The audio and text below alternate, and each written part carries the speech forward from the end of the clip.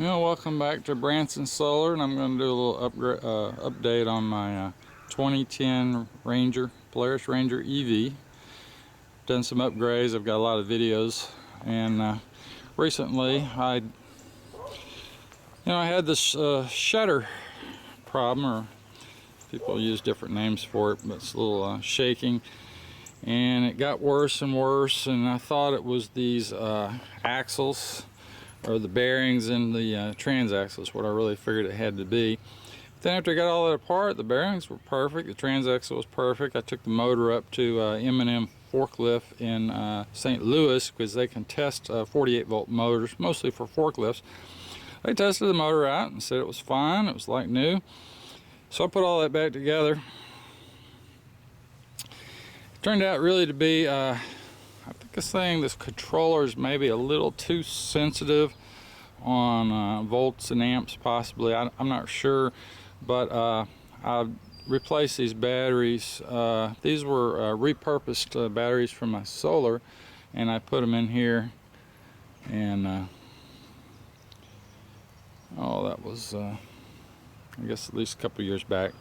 Anyway, one battery got low on voltage, so I replaced that. Even those batteries are old, I think they've got more than enough amps, because I can use them, and I rarely even run it down a quarter of the way on the scale, so on the indicator.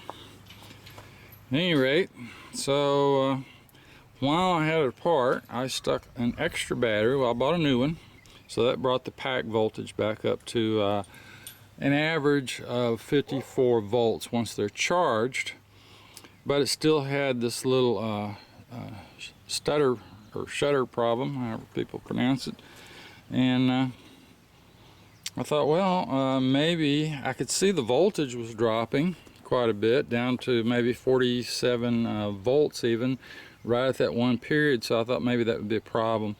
At any rate, so I put another battery in there and raised the pack voltage up to like 60 volts, but that actually was worse. And so at any rate, it seems to be at least working pretty good right now. As you can see, I'm still charging it off the solar system. And then I added these wires for the I've got the winch tied in right here. I've got two cables that run right off my batteries that come up and wire into that. And then I don't use the old chargers. But at any rate, so things are going pretty good. I don't have any problem with the front. You can't really see it down there, but I replaced the drive shaft and the U-joints or whatever, and I'm not really sure how much that increased it, but so 220 hours and no real other issues to report. So thanks for watching.